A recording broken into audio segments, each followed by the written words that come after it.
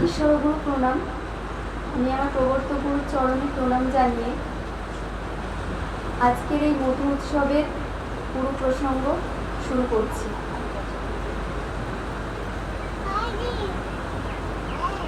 গুরুদেব লিখিত সত্য ধর্ম বইয়ের গুরুতত্ত্ব থেকে কিছুটা অংশ আমি আপনাদেরকে শোনাবো। তার পূর্বে আমি কিছু নিজের ব্যক্তিগত মতামত আপনাদেরকে প্রকাশ করছি। সেটি হলো, সত্য ধর্মে প্রবেশের আগে আমি নিজে কখনো মনে করতাম না যে আমার জীবনে গুরু থাকা প্রয়োজন, বা যাদের গুরু আছে তাদের আচার আচরণ দেখে কখনো এমনটা মনে হয়নি যে আমার তাদের মতো হতে হবে, বা তাদের জীবনটা অনেক বেশি সুন্দর, তারা সাধারণ মানুষের থেকে একটু আলাদা রকম, তাদের চারিত্রিক বৈশিষ্ট্যের মধ্যে উৎকৃষ্টতা আছে, এমনটা আমার কখনো মনে হয়নি। যদি আমি সেখানে ভালো কিছু খুঁজেই না পাই, তাহলে তার প্রয়োজনীয়তা আমার জীবনে কি করে উপলব্ধি করব? এরকম একটি মনোভাব আমার মধ্যে ছিল সত্য ধর্মে প্রবেশের আগে। কারণ চারপাশে ধর্ম এবং গুরু এই দুটো শব্দ শোনা মাত্রই অন্যায়ের থেকে যেন এই দুটো শব্দ বেশি খারাপ শোনায়। মানে এই শব্দের সংজ্ঞা সবার কাছে একটু অন্যরকম। প্রথমত, গুরু শব্দটা শোনা মাত্রই সকলের মনে হয় ভণ্ডামিতে পরিপূর্ণ। আর ধর্ম শব্দটা শোনা মাত্রই মনে হয় যে ওর থেকে অপ্রয়োজনীয় বোধ হয় আর কিছু হয় না।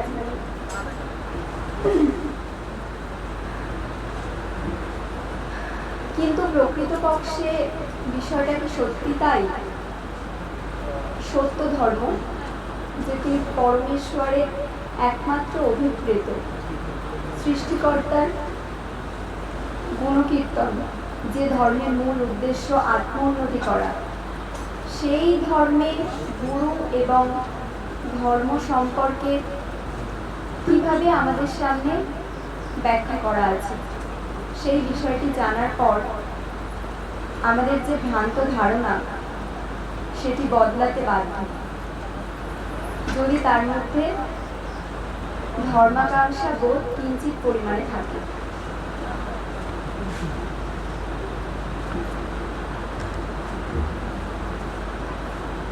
ঈশ্বর গুরু না, আমাদের গুরুদেব, যিনি সত্য ধর্মের আবিষ্কর্তা, তিনি গুরুতত্ত্বে লিখেছেন গুরু হওয়ার উপযুক্ত গুণাবলী এবং আমাদের জীবনে গুরুর প্রয়োজনীয়তা কি, গুরু হতে গেলে কেমন গুণসম্পন্ন হতে হয়, কি কি বৈশিষ্ট্য তার মধ্যে থাকতে হবে, সেই বিষয়গুলি গুরুতত্ত্বে স্পষ্টভাবে গুরুদেব লিখে গেছেন। এবং সেটি পাঠ করার পরে পাঠকের হৃদয়ে কি কি প্রশ্নের উদয় হতে পারে সেটিও তিনি নিজেই প্রশ্ন করেছেন, তার উত্তর নিজেই দিয়ে গেছেন।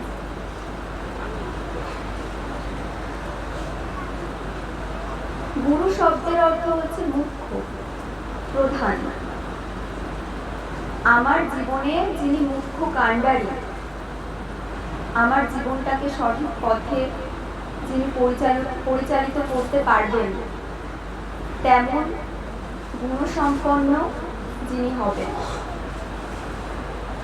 আমার শিক্ষণীয় বিষয় ইতিমধ্যেই তার সাধ্যের মধ্যে চলে এসেছে, তিনি গুরু হতে পারেন। তিনি যদি নিজে সাধনা করে সেই গুণকে নিজের সাধ্যের মধ্যে না আনেন, তাহলে আমাকে কি করে বোঝাবেন যে আমার জীবনকে কিভাবে আমি সুন্দর করব? সেই সৌন্দর্যের চরম শিখরে তিনি পৌঁছাবেন, তবেই তিনি আমাকে উপদেশ দিতে পারবেন এবং সেই পথে চলতে গিয়ে আমি কী কী বাধার সম্মুখীন হতে হবে আমাকে, তার সমাধান তিনি সুচারুভাবে আমাকে বলে দিতে পারবেন। তিনিই গুরু হতে পারেন। গুরুদেব বলেছেন গুরু কত প্রকার হতে পারে। গুরু মানে এমনটা না যে তাকে আমি অর্থ দিয়ে খুশি করতে পারি, বাড়িতে ডেকে অনেক পদ রান্না করে খাইয়ে তাকে খুশি করতে পারি, তাকে একটু সেবা করে তাকে খুশি করা যেতে পারে। প্রকৃত গুরুর বৈশিষ্ট্য কিন্তু এমনটা না। পৃথিবীর অধিক সংখ্যক গুরুই এমন, কারণ তারা সত্য ধর্মের গুরু না। কোটি কোটি বছরে দু একজন আদিষ্ট হতে পারে। আর গুরুদেব গুরু হওয়ার জন্য আদিষ্ট অর্থাৎ ব্রহ্মদর্শী একত্বপ্রাপ্ত সাধককেই তিনি মনোনীত করেছেন। আদিষ্ট না হলে তিনি গুরু হতে পারবেন না, কারণ গুরু হতে গেলে যে বিশাল গুণরাশি তার অধিগত থাকতে হয়, সেই বিষয়টি অর্জন করা সাধারণ মানুষের পক্ষে অসম্ভব। সৃষ্টিকর্তার নিয়ম অনুসারে গুরু কত প্রকার হয় এবং কি কি, এই বিষয়টি বলতে গিয়ে গুরুদেব বলেছেন সৃষ্টিকর্তা যিনি সকল সৃষ্টির মূলে অর্থাৎ পরমেশ্বর, তিনি পরাৎপর গুরু। তার পরের ধাপ পরমেশ্বর থেকে আমরা যে বীজে জন্মগ্রহণ করেছি, ভূমিষ্ঠ হয়েছি, সেই ব্রহ্মবীজ যিনি পরমেশ্বরকে অভেদ করে আমাদেরকে বৈদিক ভাষায় দীক্ষা দিতে পারবেন, অর্থাৎ আদিষ্ট হবেন, তিনি পরম গুরু। গুরুদেব এবং আমাদের প্রবর্তক গুরু আমাদের বৈদিক ভাষায় দীক্ষা দিয়েছেন, তিনি পরম গুরু। এবং আমরা যে পিতামাতার দরুন স্থূল শরীর নিয়ে জন্মগ্রহণ করি, পিতামাতা আমাদের গুরু। এবং আমরা যখন কোনো শিক্ষা কেন্দ্রে যাই, স্কুল কলেজ যে কোনো জায়গায় যাই, সেখানে একজন গুরু থাকেন আমাদের পার্থিব শিক্ষায় শিক্ষিত করার জন্য। এবং আমরা যেখানে বসবাস করি সেই পৃথিবী খণ্ডের একটি বিশাল জায়গা, যার প্রতিনিধিত্বে থাকে, অর্থাৎ দেশের প্রধান যে, সেই রাজার প্রতি আমাদের ভক্তি করা উচিত, গুরুদেব বলে গেছেন। তাহলে আপনারা একটিবার ভাবুন যে সত্য ধর্ম মিলিটারি ডিপার্টমেন্টের ন্যায় কেন? সত্য ধর্মের আদেশ মিলিটারি ডিপার্টমেন্টের ন্যায় কেন? এখানে নিয়ম শৃঙ্খলা কেমন? এমন কোনো গুরু আছে? প্রথমত তারা গুরুই না, গুরু সেজে বসে থাকে। এমন কেউ কি আছে যিনি বলে গেছেন দেশের রাজার প্রতি আমাদের ভক্তি করা উচিত? তেমন নিয়ম শৃঙ্খলা কার মধ্যে আছে? কে শেখাবেন? আমরা প্রকৃত গুরুর কাছ থেকেই এই বিষয়গুলো শিখতে পারি। সৃষ্টিকর্তার নিয়ম অনুসারে আমরা আমাদের যে পূর্বতন যারা থাকবেন, যারা অবশ্যই আমাদের থেকে অধিক গুণসম্পন্ন হতে হবে, যিনি আমার থেকে অধিক গুণসম্পন্ন, যার কাছ থেকে আমি কিছু শিখতে পারবো, জানতে পারবো। আমি ভুল করলে তিনি তার অভিজ্ঞতা দিয়ে, তার জ্ঞান দিয়ে তিনি আমাকে সেই পথ থেকে ফেরাতে পারবেন। তেমন কেউই গুরু হওয়ার উপযুক্ত। অনেকের মতে গুরুদেব এই প্রশ্নটি করেছেন। অনেকে আছেন এমন বলেন যে সৃষ্টিকর্তা আমাদের অভেদ করে আছেন, তিনি আমাতেই যুক্ত আছেন, তাহলে এখানে মাধ্যম কেন দরকার? আমি তো সরাসরি তার অস্তিত্ব আমার মধ্যে রয়েছে। গুরুদেব এই প্রশ্নের উত্তর এই বিভ্রান্ত চিত্ত ব্যক্তিদের প্রশ্নের মুখ্যম জবাব গুরুদেব দিয়েছেন। আমরা যে আমাদের মধ্যে যে ঈশ্বরের অস্তিত্ব আছে, ঈশ্বর কথার অর্থ হচ্ছে গুণ। পরমেশ্বর অনন্ত অনন্ত অনন্ত গুণময়। তাহলে আমাদের মধ্যে যে গুণ আছে, কোথায় আমাদের বৈশিষ্ট্যে গুণের পরিচয় পাওয়া যায়? আমরা যদি আগুনের মধ্যে পড়েও এবং পর্বত থেকে আমাদের নিক্ষেপ করা হলেও সেরকম কঠিন পরিস্থিতিতেও আমরা যদি ধৈর্য গুণের পরীক্ষা দিতে পারি, আমরা বিন্দুমাত্র বিচলিত হব না। যিনি ঈশ্বরের অস্তিত্বে সম্পূর্ণ বিশ্বাসী, তেমন সাধক সাধিকার যেমন মানসিক অবস্থা তৈরি হয়, যেমন আত্ম উন্নতি হয়, সেই রকম অস্তিত্ব আমাদের কোথায়? একটা কীট পতঙ্গে আমাদের যদি আঘাত করে, সামান্য একটা মশা পিঁপড়ে কামড়ালেও আমরা উদ্বিগ্ন হয়ে পড়ি, ব্যতিব্যস্ত হয়ে পড়ি সেটা নিয়ে। আর আগুনের মধ্যে পড়ে অধীর থাকা, ধীর স্থির থাকা, সেটা আমাদের কল্পনার অতীত। তাই গুরুদেব বলেছেন বিষয়টি অতটাও সহজ না। ধর্মের মূল বৈশিষ্ট্য যিনি বোঝাতে পারেন তিনি হলেন গুরু। গুরু ভিন্ন সাধারণ মানুষের কাছ থেকে এই বিষয়টি জানা সম্ভব না।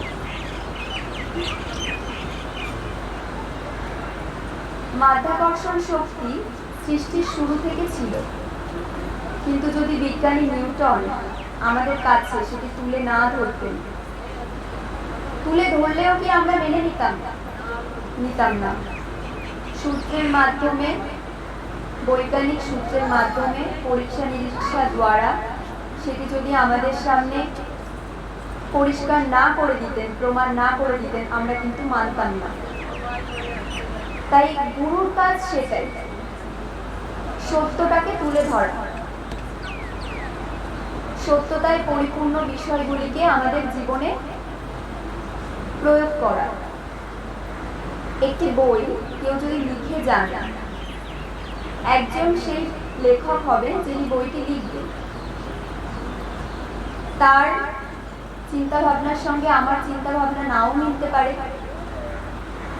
আর একজন থাকবেন যিনি ওই বইয়ের বিষয়বস্তু আমাকে বুঝিয়ে বলবেন, তারপরে আমি হয়তো বুঝতে পারব। তাহলে এখানে পূর্ববর্তীর সাহায্য আমাদের সব বিষয়ে কিন্তু কাজে লাগছে। আমরা সকাল থেকে উঠে রাত পর্যন্ত, সকাল থেকে উঠে যে ব্রাশটা দিয়ে আমরা ব্রাশ করি, যে কোলগেটটা, টুথপেস্ট আমরা ইউজ করছি, সেটাও কিন্তু কেউ না কেউ আবিষ্কার করেই রেখে গেছেন।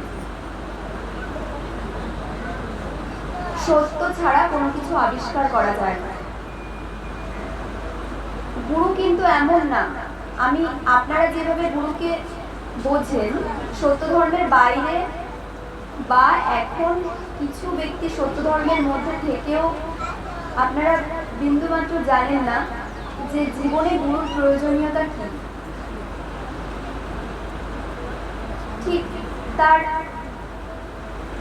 ডিউটি কি আমাদের জীবনে, তার কর্মক্ষেত্র আমাদের জীবনে আমাদেরকে দিয়ে আত্ম উন্নতি করানোই তার গুরুর কাছে মুখ্য বিষয়।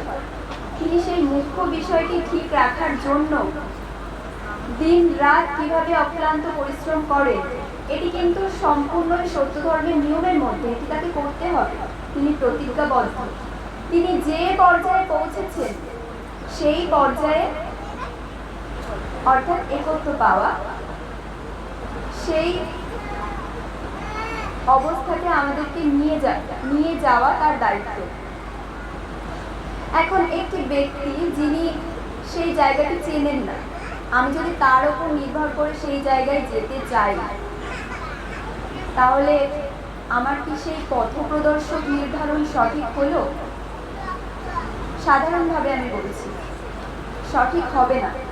কিন্তু যিনি ওই জায়গাটি ইতিমধ্যে পৌঁছে গেছেন, তিনি সহজেই আমাকে বলে দিতে পারবেন কোন পথে গেলে আমি সঠিকভাবে পৌঁছাতে পারবো।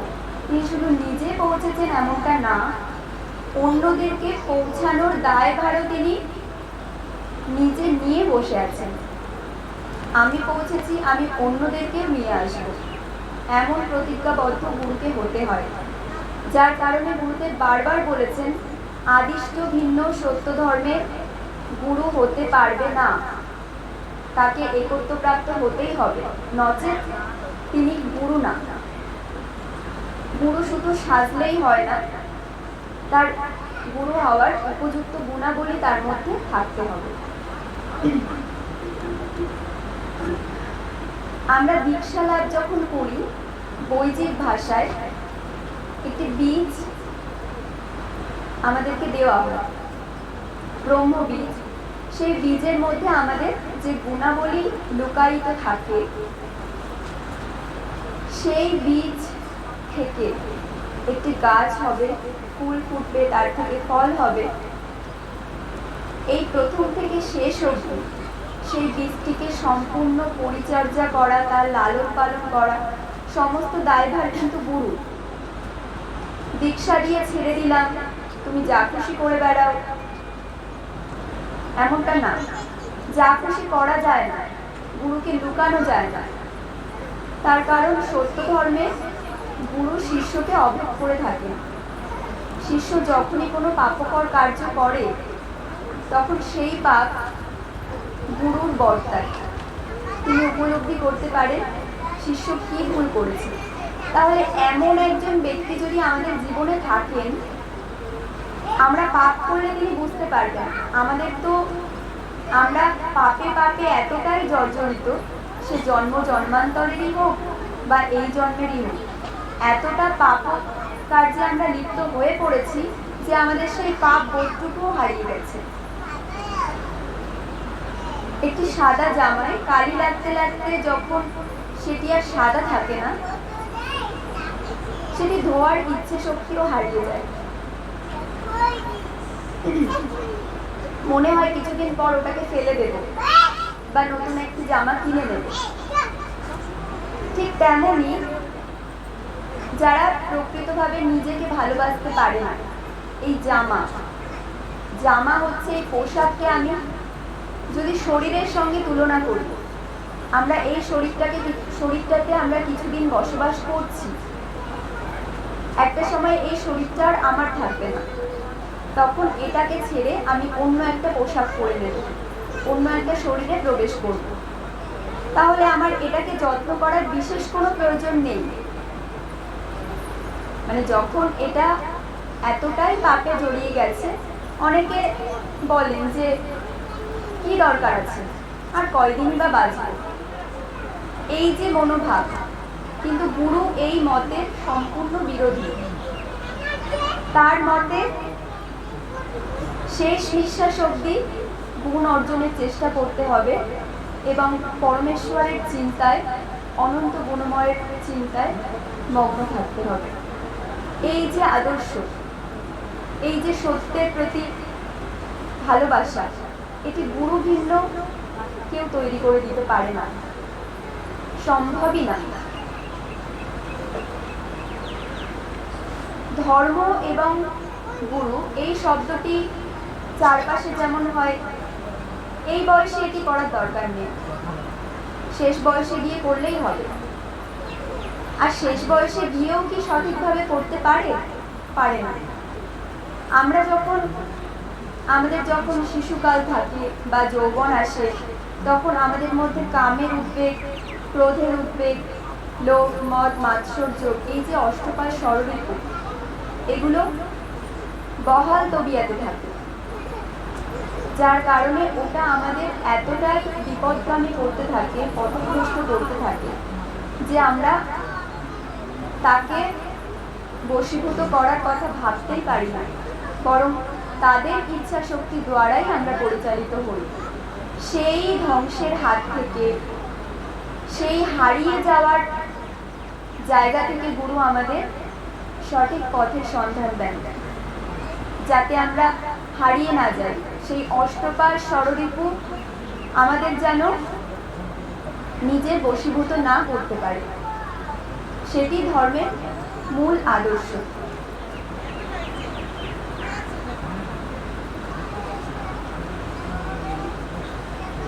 সত্য ধর্মে গুরুকে গুরু দক্ষিণা দেওয়া যায় না। আমরা যখন স্থূলভাবে জন্মগ্রহণ করি, জন্মগ্রহণের পর পিতামাতা কি কখনো বলেন যে তুই জন্মেছিস, দিয়ে আমাকে টাকা দে? এমনটা বলেন না। বরং সন্তান গর্ভে আসার আগে থেকেই ভাবতে থাকেন সে ভূমিষ্ঠ হওয়ার পর তাকে কি করে লেখাপড়া শেখাবো, কি করে একটু ভালো রাখবো, বা আমরা আমাদের জীবনে যে কষ্টগুলো পেয়েছি সেই কষ্টগুলো যেন তাদের স্পর্শ না করতে পারে। বাবা মা দুজনে মিলে ভাবেন, আর এখানে গুরু একাই দুজনের একসঙ্গে ভাবেন। আমাদের প্রবর্তক গুরু বলেন যে আমি তো বিবাহ করিনি, তাই আমি তোমাদের মা, আমি তোমাদের বাবা। যখন যেমন ভাবে তোমাদের প্রয়োজন তখন তেমন ভাবে আমি আছি। সত্যি তিনি তেমন ভাবে আমাদের স্নেহ করেন। বাবা মা কোনোটার কমতি তিনি রাখেন না।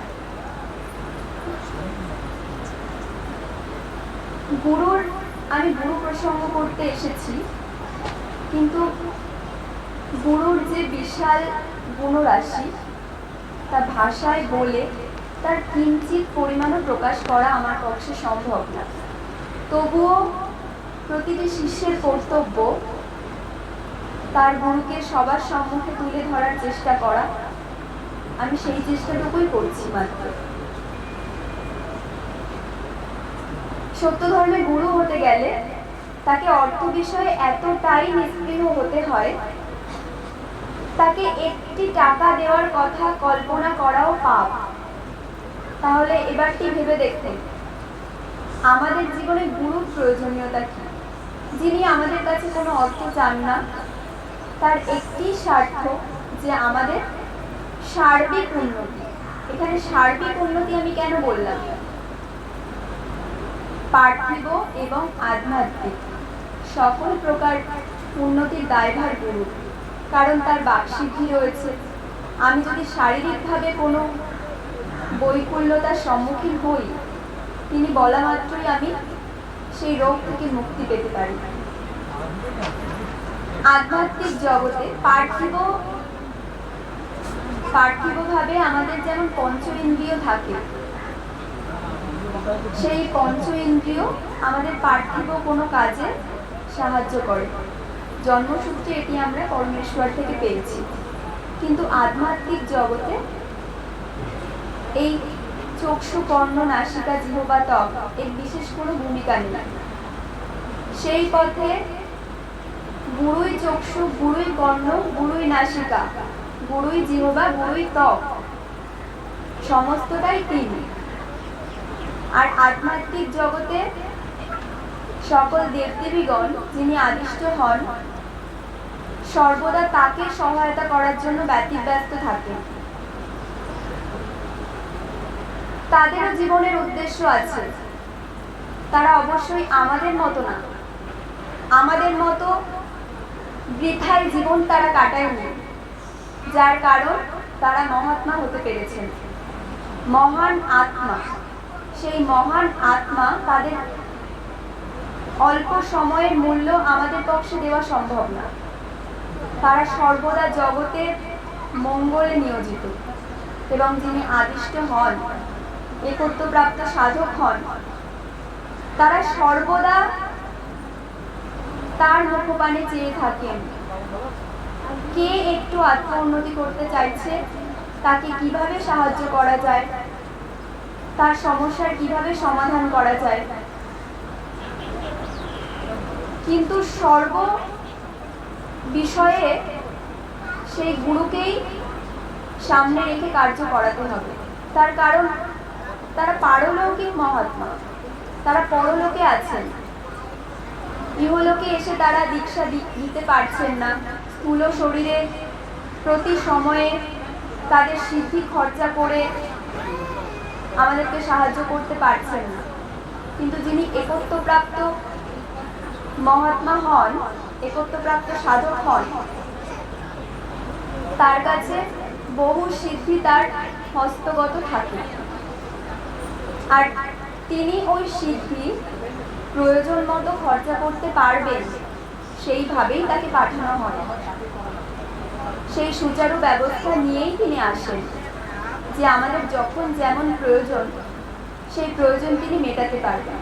আমাদের প্রবর্তক গুরু বলেছেন, গুরুদেবের যত সিদ্ধি ছিল তিনি আমাদের জীবদ্দশায় সবটাই আমাদের দেবেন, যদিও আমরা সেটা পাওয়ার উপযুক্ত নই, পাওয়ার যোগ্যই নই, তবুও তিনি দেবেন।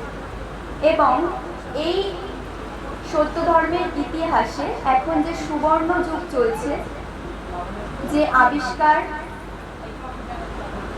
যে মিথ্যাচার হয়েছে, তার বিরুদ্ধে সজাগ হওয়ার যে প্রচেষ্টা তিনি চালিয়ে যাচ্ছেন, এই সময়ে যে ভাগ্যবান বা যে ভাগ্যবতী আমাদের প্রবর্তক গুরুর কাছ থেকে দীক্ষিত হবেন, এই জন্মে না হোক কোনো এক জন্মে তিনি একত্ব পাবেনই পাবেন।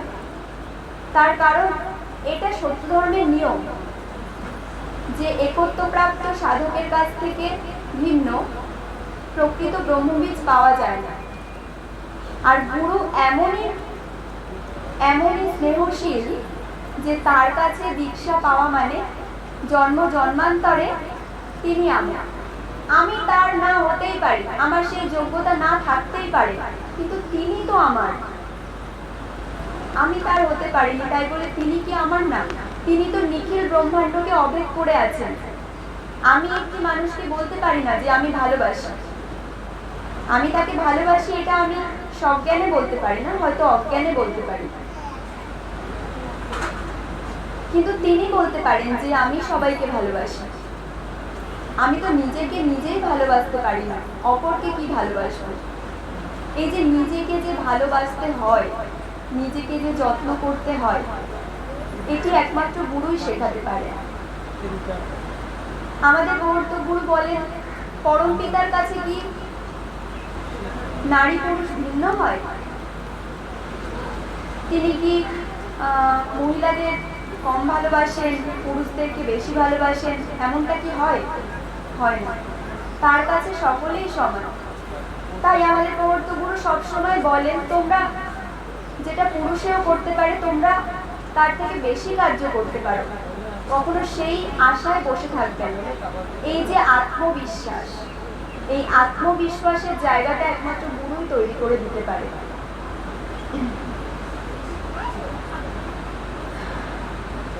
আমি বেশ কিছু কথা বললাম গুরু প্রসঙ্গ বলতে গিয়ে, জানি না আপনাদেরকে কতটা বোঝাতে পেরেছি, অবশ্য নিজেই কতটুকু বুঝি।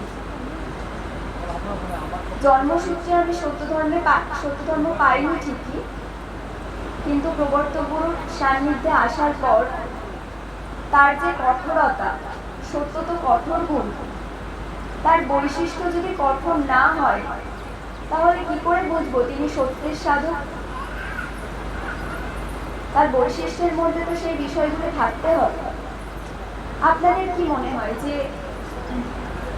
এখন আমি এখানে প্রবর্তক গুরুর সম্বন্ধে প্রশংসা করছি, কিন্তু এখান থেকে নামার পর আমি যদি কোনো অন্যায় করি তিনি আমাকে কিছু বলবেন না, এরকমটা কি ভাবেন আপনারা?